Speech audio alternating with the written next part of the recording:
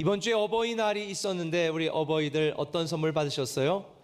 어버이날에 부모님들이 가장 선호하는 선물 1위가 뭔지 아시죠? 네, 저도 받았고 저도 또 드렸습니다. 센스 있는 자녀들은 그냥 봉투 하나 딱 드리는 것이 아니라 무슨 카네이션 꽃다발 속에다가 막 돈을 넣어가지고 이렇게 전달하는 분들도 있다고 그러는데, 다양한 방법으로 많은 사람들이 부모님의 은혜에 감사를 표하고 있습니다. 오늘 우리가 교회에서는 어버이 주일이라고 특별히 하는 건 없지만, 그러나 이 어버이 주일에 그동안 우리 교회에서는 어버이 주일에 들어오시는 모든 어버이들에게 꽃을 다 달아 드렸었습니다. 그래서 처음에는 아기가 있는, 아무튼 결혼한 모든 분들에게 꽃을 달아 드리다 보니까 머리가 허옇고 연세가 지긋한 어르신들도 카네이션, 그리고 젊은 결혼 안 한 것 같은 그런 부모님들에게도 카네이션, 이러다 보니까 젊은 부모님들이 굉장히 민망해 하더라고요. 그래서 언제부터인가 제가 60세 이상 되는 분들에게, 우리 고등학생들 도우미들 통해 가지고 오시는 분들에게 꽃을 달아 드렸었는데, 이것도 좀 문제가 있었어요. 왜냐하면 고등학생이 겉만 보고 몇 살인지 모르니까 머리가 허연 분에게 꽃을 달아 드리려고 했더니 저 50도 안 됐습니다 이러고 그냥 들어가니까 애가 민망해가지고, 그래서 안 되겠다 싶어가지고 이제는 70세 이상 되어지는 시니어 분들에게만 꽃을 달아 드리도록 그렇게 했는데, 사실 오늘 꽃을 안 달아 드렸어요. 왜 그랬을까요? 제가 생각을 바꿨어요. 꼭 꽃을 달아 드려야만 되는가? 꽃을 보게 하면 안 되는가? 그래가지고 제가 오늘 꽃을 그냥 보여드리는 걸로. 그래서 맛있는 학화 호도 과자를 그래도 먹는 게 남으니까 드리면서 여기다가 카네이션 꽃을 보라고 제가 꽃을 보여드립니다. 이따 광고 시간에 좀 나눠드리도록 할 텐데요. 저는 어버이날에, 몇 해 전 어버이날에 깨달은 게 하나가 있습니다. 오늘도 우리가 찬양을 불렀지만 사랑하는 나의 아버지, 그리고 우리가 찬양을 하고 기도를 하고 맨날 어려울 때마다 하나님 앞에 나가서 아버지 도와주세요 이러는데, 정작 어버이날에 하나님 아버지께 내가 감사를 표한 적이 있는가라고 생각하니까 그냥 무심코 지나갔던 적이 많았던 거예요. 그래서 저는 몇 해 전인가부터 시작해서는 제가 꼭 어버이 주일에는 우리 아버님에게 드렸던 용돈만큼을 꼭 감사 헌금으로 드립니다. 왜? 하나님도 마음의 선물을 싫어하시거든요. 그래서 현금으로 제가 감사 헌금을 드리는데, 사실 우리가 인생을 살면서 우리를 구원하신, 우리를 위대한 상속자로 삼아주신 하나님 아버지께 감사를 표하지 않은 것은 정말 무례함을 넘어서 너무 페르나적인 신앙이 아닌가라는 생각을 저는 했습니다. 왜냐하면 만일 여러분의 자녀들이 어버이날에 아무런 감사 표현도 없고 평소에도 전혀 부모님에 대한 어떤 감사 이야기도 없다가 오늘 아버지 제가 집을 얻어야 되는데 이번에 전세금이 올라가지고 한 1억 정도만 더 좀 대주시죠, 그렇게 요청을 하고 또 와가지고 제가 이번에 사고를 당해서 굉장히 어려운데요, 생활비 좀 대주시죠, 이번에 제가 취업이 안 돼가지고 굉장히 힘든데 취업 좀 하도록 어떻게 입분해가지고 손 좀 써주세요, 이렇게 뭔가 자꾸 아버지에게 감사를 표현 안 하고 자꾸 자기가 필요할 때만 와서 아버지께 요청을 한다면 얼마나 짜증이 나겠습니까? 우리가 육적인 어버이에게도 감사를 표현하는 거 굉장히 중요하지만, 사실은 정말 볼품없던 우리를 위대한 상속자, 왕의 자녀로 삼으신 하나님께 감사하지 못하고 지나가는 게 저는 너무 마음이 아팠었습니다. 그런데 우리만 그런 게 아니라 오늘 본문에 보니까 골로새 교회 성도들도 그랬습니다. 복음을 듣고 하나님의 자녀가 되었음에도 불구하고 그들은 하나님께 감사하지 않았습니다. 당시 골로새 지역에 만연하던 수많은 철학 중에 하나로 복음을 취급했고, 세상의 그 모든 세상 문화에 친숙하게 접하면서 단지 자기들이 받은 복음을 인생의 일부분으로 취급하고 말았습니다. 자기들이 필요할 때는 하나님 앞에 나아갔습니다. 그러나 정작 위대한 상속자로 삼아주신 하나님께 감사하고 위대한 상속자의 삶을 살아가지는 않았습니다. 그래서 사도 바울은 오늘 본문에 보면 너희가 땅의 것을 생각하지 말고 위의 것을 찾으라, 위의 것을 구하라, 너희들은 그런 존재가 아니다 라고 강력하게 강조를 하고 있는 것입니다. 근데 어찌 이게 골로새 교회 성도들만의 문제였겠습니까? 오늘날에도 대부분 많은 성도들이 우리를 위대한 상속자로 삼아주신 하나님께 감사하기는커녕 신앙생활을 우리의 삶의 일부분의 한 부분으로 취급합니다. 내가 필요할 때만, 내가 답답할 때만, 내가 외로울 때만 아버지 앞에 나옵니다. 그리고 주일과 예배 한 번 드리는 걸로 아버지에 대한 의무를 다했다고 생각합니다. 마치 우리가 복음으로 살아가고 있는 이 놀라운 하나님의 은혜로 위대한 상속자가 되었으면서도 우리는 이 위대한 상속자의 삶을 내 삶의 일부분처럼 취급해버리고 마는 것입니다. 초보신앙에 머물러 있는 것입니다. 그러나 여러분, 우리는 분명히 알아야 됩니다. 우리는 하나님의 위대한 상속자입니다. 할렐루야. 육신을 따라 살지 말고 영성을 따라 살아야 되고, 땅의 것에 연연하며 사는 것이 아니라 하늘을 바라보며 살아가는 저와 여러분이 되어야 될 줄 믿습니다. 그래서 우리가 이런 위대한 상속자의 삶을 살아가려면 어떻게 해야 되는가? 오늘 본문을 통해 두 가지를 말씀드리는데, 그 첫 번째는 이것입니다. 옛사람을 벗으라는 것입니다. 한번 따라합시다. 옛사람을 벗으라. 오늘 본문 8절 9절을 보면 이렇게 되어 있습니다. 같이 읽습니다. 이제는 너희가 이 모든 것을 벗어버리라. 곧 비난과 노여움과 악의와 비방과 너희 입에 부끄러운 말이라.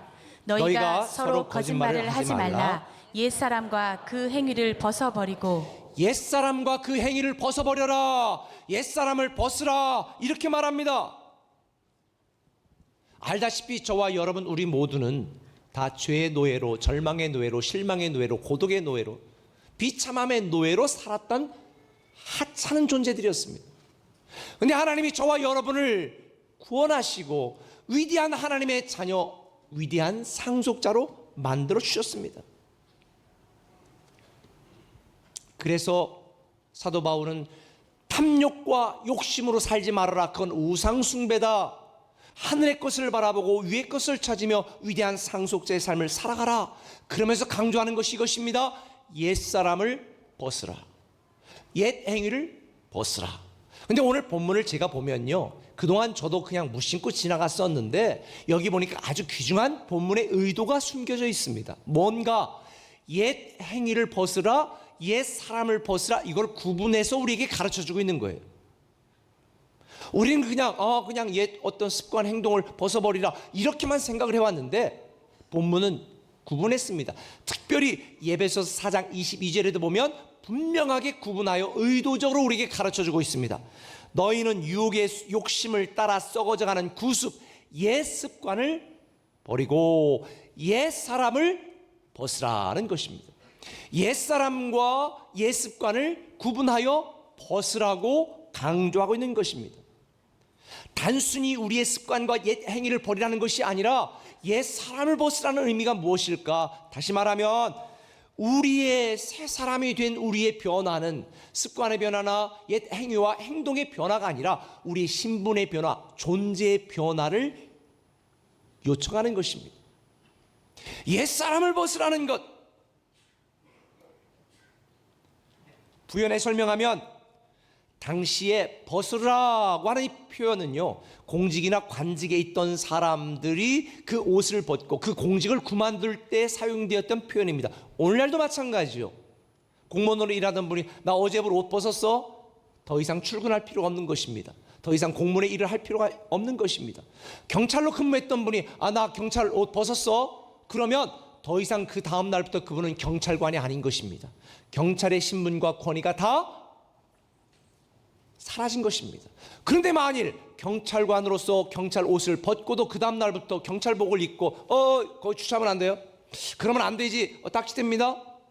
그러면 입건합니다. 이렇게 하고 다닌다면 그 사람은 뭐지요? 사기꾼입니다. 여러분, 우리에게 옛사람을 벗으라라고 말하는 것은 예수 그리스도로 인하여 우리가 위대한 상속자가 되었기 때문에 위대한 상속자로 살았던 그 전의 모든 삶을 우리는 마감하고 포기하고 살지 말라는 거죠. 그런데 오늘날 위대한 하나님의 상속자가 되었음에도 불구하고 옛사람으로 살아가고 있는 사람들이 참 많습니다. 얼마나 우스꽝스럽고 얼마나 바보 같은 짓일까요? 영적으로 말하면 여러분이 위대한 상속자의 삶을 살아가야 됨에도 불구하고 옛사람을 벗어버려야 됨에도 불구하고 옛사람으로 살아가고 있다면 여러분은 영적인 사기꾼입니다. 왜? 우리는 더 이상 옛사람에 대하여 죽고 옛사람을 벗은 자이기 때문입니다.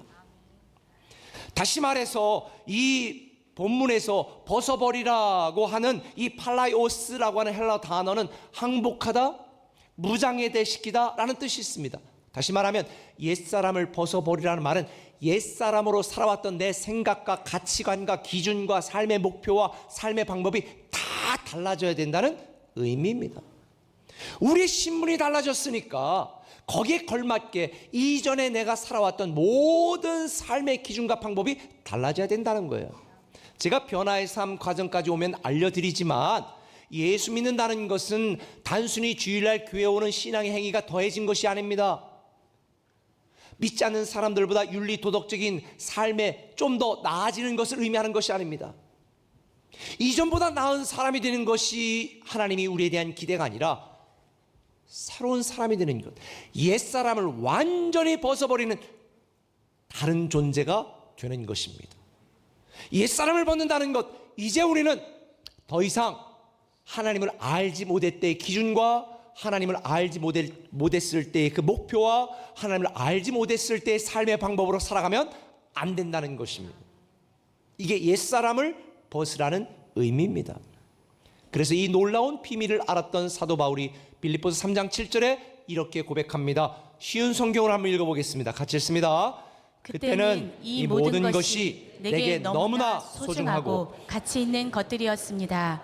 그러나 예수 그리스도를 만난 이후 그 모든 것이 아무 쓸모없는 것임을 알았습니다. 옛사람을 벗어야 위대한 상속자의 축복을 누릴 수 있습니다. 제가 몇 주 전에 말씀드린 것처럼 우리는 생각의 방식을 바꿔야 되고 생활의 방식을 바꿔야 됩니다.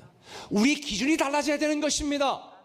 그래서 오늘 본문에도 보면 이런 말이 있잖아요.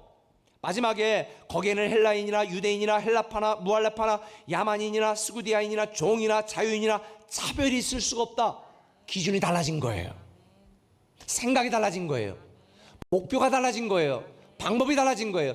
이전에 여러분들이 직장에서 승진하려는 목표가 있었다면, 목적이 있었다면 지금 예수 믿고 난 뒤에는 달라져야 됩니다. 지난주에 말씀드린 것처럼 여러분이 먹고 살기 위한 생존의 터전이었다면 이제는 우리의 사역지요, 선교지로 보는 눈이 달라져야 되는 거예요. 이걸 사도 바울은 땅의 것을 생각하지 말고 위의 것을 생각하라고 표현한 것입니다.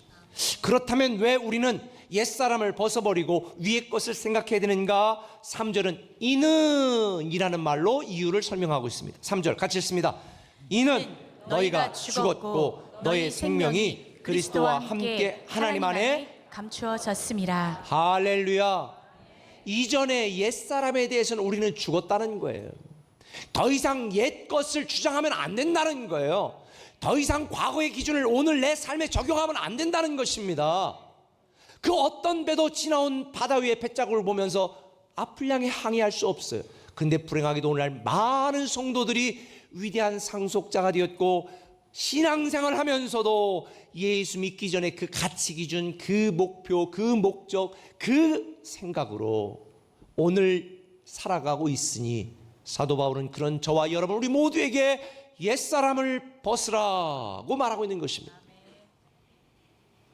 이렇게 우리가 옛사람을 벗을 때 4절에 보면 어떤 결과가 나오게 되는가 같이 읽습니다.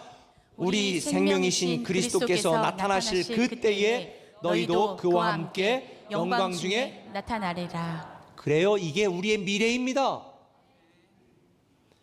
우리가 옛사람을 벗으면 다시 말해 우리가 그리스도 안에서 살아가면 미래에 그리스도와 함께 이 놀라운 영광, 위대한 상속자의 축복을 누리게 된다는 거예요. 할렐루야. 제가 여러분에게 좀 이해하기 쉽게 하나 이야기를 할게요. 여러분 신데렐라 이야기 아세요? 신데렐라, 계모 밑에서 비참하고 정말 괴롭고 힘든 인생을 살았던 신데렐라. 그러다가 왕자를 만나게 되죠. 왕자의 가슴을 심쿵하게 만든 이 신데렐라. 그런데 갑자기 사라져 찾을 수가 없어 다니면서 뭐하나? 신발 한 짝 붙들고 왕자가 그 여인을 찾아 헤매다가 전국에 방을 내려 결국은 그 신발 임자인 신데렐라를 찾게 되죠. 그리고 신데렐라 이야기는 어떻게 끝납니까? 그래서 신데렐라와 왕자는 행복하게 살았더라. 제가 여기서 의문이 생겼어. 진짜 행복하게 살았을까요? I don't think so. 전 그렇게 생각하지 않습니다. 왜? 제가 경험이 있거든요. 우리 사람은 서울 살아가 늘 지방, 우리 장모님도 이번에 갔더니 지방에. 그런데 저는 지방에서 살았어요. 촌놈이에요. 그러니까 모든 환경이 다르니까 초기에는 엄청 싸웠지. 여러분 생각해 보세요. 신데렐라 얼마나 자존심도 상하고 그 비참함과 서러움에 살았을까요? 근데 왕자 그걸 알까요? 왕궁에서 대접받고 존경받고 늘 살았습니다. 결혼해서 살았습니다. 그런데 왕자가 왕궁의 업무가 얼마나 많았을까. 그러다 보니까 업무를 처리하고 새벽 1시에 들어간 거야. 근데 그때까지 신데렐라는 누구를 기다리고 있어? 왕자를 기다리고 있지. 그러면서 심통이 나가지고 아니 언제는 나밖에 없다면서 나만 사랑해 준다면서 이렇게 새벽 1시에 들어오면서 나를 뭘로 보고 그러는 거야. 나를 지금 무시하는 거냐고 바가지를 긁었겠지. 그러니까 왕자가 알았다고 미안해 내일 일찍 들어올게. 그런데 그 다음 날은 일이 더 많아져서 새벽 1시 반에 들어왔네. 그랬더니 신데렐라가 뭐라고 했을까요? 왕자에게 어떻게 나에게 이럴 수가 있냐고. 나밖에 없다더니 당신 나한테 사기친 거 아니냐고. 저기 지금 같이 다니는 시녀들 예쁜 여자들 많은데 그 여자 때문에 그런 거 아니냐고 또 의부증까지 생겼어. 그러니 이게 하루 이틀 반복되는 게 아니라 계속 하다 보면 둘이 싸웠을까 안 싸웠을까. 왕자가 짜증나서 아이씨 오늘 안 들어가. 그러다 보니까 신데렐라랑 왕자랑 계속 대판 붙다가 신데렐라가 나 못 살아 그리고 가출했을지도 몰라요. 제가 이 신데렐라 이야기 그 이후를 생각하면서 오늘날의 성도들의 모습을 생각하게 되었습니다. 정말 우리는 사회에서 또 세상에서 주의 노예로 별 볼 일 없는 하찮은 존재였는데 하나님이 우리를 부르셔서 위대한 상속자로 삼아주시고 왕의 자녀다 내 아들과 딸이다라고 만들어주셨는데 우리는 늘 하나님 어떻게 나에게 관심이 없어요? 언제는 뭐 나만 사랑해서 구원했다며. 나 지금 힘들어 죽겠는데 어떻게 나를 내버려 두는 거예요? 이게 꼭 신데렐라 하는 짓을 하고 있는 거야. 여러분 신데렐라는 과거의 기준, 과거의 생각을 가지고 자꾸 오늘과 내일을 평가했습니다. 판단했습니다. 우리가 위대한 상속자가 되었음에도 불구하고 우리는 하나님을 알지 못했을 때 옛사람과 옛 생각과 옛 기준과 옛 방법으로 자꾸 신앙과 하나님을 판단하고 평가하니까 마음에 평안이 없는 거예요. 왕궁에 들어갔으면 왕궁의 법도와 왕궁의 예절과 왕궁, 왕자, 왕녀의 이 삶을 배워가고 살아가야 되는데 자꾸 옛날 이야기만 해. 왜 옛날엔 그랬는데? 결혼하고 나서 당신 연애할 때는 안 그랬잖아. 왜 자꾸 옛날 이야기 하는지 몰라. 미래 이야기를 해야죠. 오늘 이야기를 해야죠.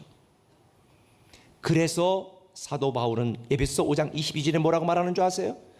옛날의 생활 방식 곧 거짓된 욕망으로 부패해가는 옛사람을 벗어버리고 심령으로 새롭게 돼 하나님의 모습대로 의와 진리의 거룩함으로 창조된 새 사람이 되십시오. 아멘. 할렐루야. 아멘. 저는 여러분들이 예수 믿기 전에 옛사람으로 하나님을 판단하고 평가하지 마시고 옛사람을 벗으시기를 예수님의 이름으로 축원합니다. 아멘. 옛사람을 벗었으면 두 번째 될 일이 뭘까요? 새 사람을 입어야 되겠지요. 오늘 10절은 말합니다. 새 사람을 입었으니 이는 자기를 창조하신 이의 형상을 따라 지시게까지 새롭게 하심을 입은 자니라. 새 사람을 입어라. 어떻게 새 사람을 입습니까? 제가 좀 전에 말씀드린 것처럼 옷은 신분을 상징합니다. 군복은 군인임을 상징하고 법복은 법관임을 상징하고, 그렇죠? 성직자의 가운은 성직자임을 상징하는 거죠. 근데 제가 당자 이야기를 묵상하면 묵상할수록 정말 발견할 수 있는 새로운 진리가 너무 많아. 여러분, 누가복음 15장 22절 한번 읽어볼까요? 시작.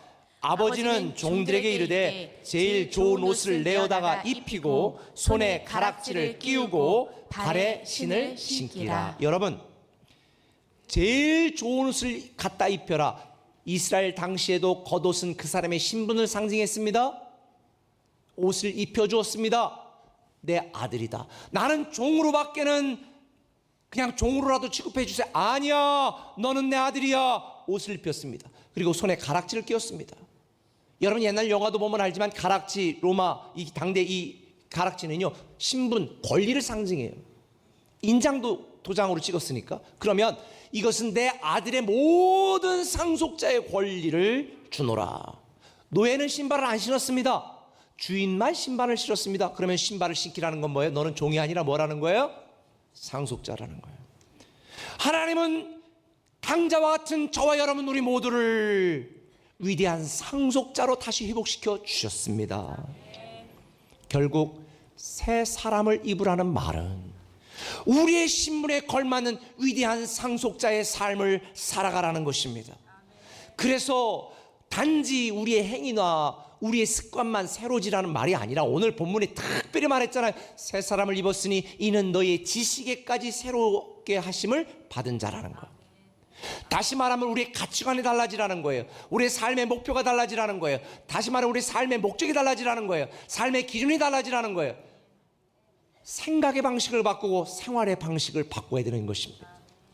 여러분이 예수 믿기 전과 지금 예수 믿은 뒤에 여러분의 직장에, 승진에, 사업에, 돈 버는 거에, 자녀 교육에 목적이 달라지지 않았다면 여러분은 여전히 옛사람을 벗어버리지 못한 거예요. 단지 윤리 도덕적으로 나아지라는 존재가 아니라 우리가 새 사람을 입으라는 것은 우리의 가치 체계가, 우리의 물질관이 바뀌고 인생관이 바뀌고 자녀관이 바뀌고 교육관이 바뀌라는 거예요. 여기 새 사람을 입으라, 새롭다라는 말은 제가 이번 집회 때 말씀을 드렸지만 네오스라는 단어입니다. 이전에 없던 전혀 다른 새로운 것을 의미합니다. 이 세상에 그런 게 있을까요? 하나님의 기준, 위의 기준, 하늘의 기준을 내 기준으로 삼으라는 거죠. 이걸 구체적으로 말하면 이번 기도행전 가운데 우리가 불렀던 찬양, 하나님의 꿈이 내 비전이 되고 예수님의 인품이 내 인격이 되고 성령님의 권능이 내 능력이 되도록 바라고 원하고 기도하는 것, 이것이 새 사람을 입으라는 진짜 의미입니다. 제가 우리 꿈의 교회가 다른 교회랑 다른 점이 뭐냐라고 말할 때 생각이 다르다, 철학이 다르다는 말의 의미가 바로 이것입니다. 더 이상 무가치하고 무의미한 옛 사람으로 살아가는 것이 아니라 가치 있고 의미 있고 보람 있는 새 사람을 입고 살아가는 저와 여러분의 삶이 되기를 예수님의 이름으로 축원합니다. 물론 새 사람으로 입고 살아간다는 것은 힘들 수도 있고 어려울 수도 있어요. 그런데 여러분 이거 아세요? 우리는 신분에 걸맞게 살을 때에 존경받고 행복이 온다는 거. 그러니까 양육을 받으신 분들은 알겠지만 이게 양육 받은 분과 안 받은 분의 차이이기도 한데, 제가 예수님짜리 양육에서 스포일러처럼 한 가지를 딱 말씀을 드리면 위대한 걸작품이라고 하는 그 과에 있습니다. 거기에 그림이 하나가 나오는데 기억나세요? 예수님짜리 배우신 분들 그림 보여주세요. 왼쪽에 있는 그림이 뭐냐면 왕이 길을 가다가 거지를 만났어. 그래서 야, 너 일어나, 너 내가 내 상속자로 삼아줄게, 내 왕자로 삼을게. 그랬더니 거지가 뭐라고 그래? 나요? 이거잖아. 나요? 그래, 너 일로 와, 일어나. 그랬어요. 그래가지고 이 사람을 데려다가 이 왕이 오른쪽에 보면 이제 왕복을 입히고 왕자로 만들어줬어. 근데 여전히 지금 들고 있는 게 있어. 뭐예요? 네, 구걸하던 깡통을 들고 있는 거예요. 왕자가 됐으면 왕자다운 삶을 살아야 되는데 거짓대에 들고 있었던 깡통을 여전히 들고 있어. 지금 누구 이야기하는 거예요? 지금 여러분의 이야기하고 있는 겁니다. 하나님이 여러분을 보잘것없고 하찮은 여러분을 위대한 상속자로 삼아줬는데 우리는 여전히 옛사람 때 들고 있던 깡통을 들고 이거 채워달라고 하나님 앞에 날마다 징징거려. 이 얼마나 바보 같고 우스꽝스러운 이야기입니까? 하나님의 위대한 상속자가 되었으면서도 하찮은 거지처럼 살아가고 있는 우리를 보시는 하나님의 마음이 얼마나 찢어지게 아플까? 우리가 예배드리는 이유가 뭔지 아세요? 예배 들어와서 사랑하는 나의 아버지, 아하, 창조주 하나님이 나의 아버지구나, 이걸 확인하는 거예요. 아, 예배를 통해 말씀을 들으면서 나는 왕의 자녀, 위대한 상속자다운 삶을 살아가야 되겠구나, 이걸 결단하는 거예요. 영적 신분에 걸맞는 삶. 그래서 오늘 본문에 보면 이런 세 사람을 입은 자가 어떻게 살아가는가에 대한 구체적인 이야기도 해주잖아요. 거짓말하지 마라, 신천지라는 짓이다. 범사에 감사해라, 오래 참음과 서로 용납하고 사랑해라. 찌질하게 조그만 거 상처받지 말고 좀 용납하고 용서하고 있는 그대로 받아들여라. 품격 있는 상속자의 거룩한 삶을 살아가라. 이걸 구체적으로 말해주고 있는 거예요. 그런데 또 이거는 또 옛날 기준을 가지고 교회 가면 부담스러워, 뭐 이것도 하고 저것도 하고 내가 하고 싶은 대로 살아야 되는데, 골로새 교인이에요. 하고 싶은 대로 세상과 벗하며 살게. 그래서 매트 챈들러라고 하는 목사님이 이런 말을 했습니다. 같이 읽겠습니다. 하나님은 그분의 자녀가 점점 더 거룩한 삶으로 나아감으로써 지고한 기쁨과 행복을 맛보기를 원하신다. 하나님은 우리가 거룩한 지위를 넘어 거룩한 삶으로 나아가길 원하신다.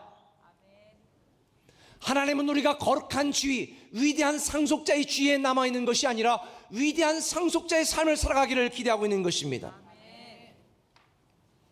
옛사람을 벗었으면 새로운 사람을 입어야 되는 것입니다. 달라져야 되는 것입니다. 바뀌어야 되는 것입니다. 이런 삶을 사는 것은 우리에게 지고한 기쁨과 행복을 주는 일이지, 우리를 부담스럽게 하고 우리를 얽매게 하고 우리를 간섭하는 게 아닙니다. 저는 여러분들이 영적 훈련소인 교회 공동체 안에서 양육훈련 여러분 열심히 받으시고 예배 빠지지 마시고 우리 꿈의 교회 공동체가 함께하는 RT 책 사서 읽으시기라도 하시고, 이러면서 우리는 하나님 나라의 위대한 상속자의 경영 수업을 받아야 되는 줄 믿으시길 바랍니다. 아멘. 여러분, 세상에서도 재벌들은요 자기 자녀들에게 상속시켜주기 위해서 경영 수업을 시키잖아요. 처음에 평사원으로 몰래 들어가 대리부터 과장부터, 물론 초고속 승진을 하지, 부장부터 상무, 이사, 부사장, 사장 이러면서 경영 수업을 시킨 다음에 능력이 되었을 때 그 기업을 물려주죠. 그러면 우리는요 위대한 하나님의 상속자로 하나님 나라를 상속받는 우리는 경영 수업 받아야 되지 않을까요? 여러분들이 인생이 힘들고 답답하고 때로는 여러분들이 정말 바닥 말단 사원처럼 힘들 때라도 여러분은 잊지 마세요. 하나님 나라의 위대한 상속자다. 아멘. 지금 하나님 나라의 위대한 경영 수업을 받고 있는 것이다. 아멘. 할렐루야. 아멘. 경영 수업이 고될수록 우리는 훌륭한 하나님 나라의 상속자가 되는 줄 믿으시길 바랍니다. 아멘. 여러분, 이런 경영 수업을 안 받고 양육하라는데 하지도 않고 RT하라는데 하지도 않고 예배 오라는데 오지도 않고 골로새 교인들처럼 초보신앙처럼 그저 신앙생활을 자기 삶의 일부분으로 받아들여서 세상과 벗하며 살아가고 싶은 대로 살아가면요, 요즘 언론에 나오는 모 회장의 손자, 모 회장의 손녀 연애하고 마약했다더라, 이런 찌질한 재벌 3세대입니다. 저는 우리 꿈의 교회 성도들 중에 그런 찌질한 상속자가 하나도 없이 다 위대한 상속자가 되길 예수님의 이름으로 축원합니다. 사실 하나님 나라의 상속자로 살아가는 것, 이 땅에 살면서 힘들 때 참 많아요. 그러나 힘겨운 오늘을 버티면 찬란한 내일을 맞이하게 된다. 아멘. 제가 예전에 어릴 때에 그게 언제 뭐 중학교인지 고등학교 때도 기억이 안 나는데 국어책에 이런 게 있어요. 고지가 바로 저긴데 예서 말 수는 없다. 그 다음은 몰라. 아무튼 저는 그것만 지금까지 기억해. 고지가 바로 저긴데 예서 말 수는 없다. 여러분, 저와 여러분은 위대한 상속자입니다. 저도 고독할 때 많고 외로울 때 많고 하루에도 12번씩 그만두고 때려치고 싶을 때 참 많습니다. 그러나 우리는 하나님의 위대한 상속자라 예서 말 수는 없습니다. 옛사람을 벗으시고 새 사람을 입으셔서 찬란한 내일의 주인공이 되기를 예수님의 이름으로 축원합니다. 옛사람을 벗고 새 사람을 입는다는 것은 우리의 인생의 주어와 동사와 목적어가 다 예수 그리스도로 바뀌는 것입니다. 잠깐 사는 나그네 인생에 집착하지 마시고 영원한 하나님 나라에 집중하는 위대한 상속자, 그게 저와 여러분 우리 모두가 되기를 예수님의 이름으로 축원합니다.